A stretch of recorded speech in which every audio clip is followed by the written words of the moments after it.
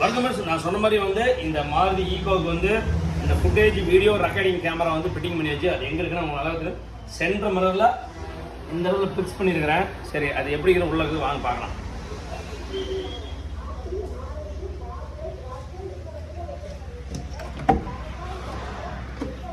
இப்போ நம்ம இதை எப்படி கொடுத்துருக்கோம்னு வச்சுக்கோங்களேன்.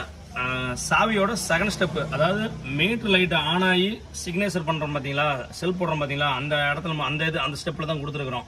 ஏன்னா வந்து தேவையில்லாமல் சாவி போட்டிருந்தாலும் அந்த ரெக்கார்ட் ஆகக்கூடாதுன்னு சொல்லிட்டு அந்த சாவி மூவ் பண்ணுற டைமில் ஆகணும்னு சொல்லிட்டு அந்த ஆப்ஷனில் கொடுத்துருக்குறோம். அது ஒன்று. ரெண்டாவது பார்த்தீங்கன்னா இதான் ஹோம் ஸ்க்ரீனுங்க. இதில் பாருங்கள் ஃப்ரண்ட் பேஜ், இது வந்து ஹோம் ஸ்க்ரீனு.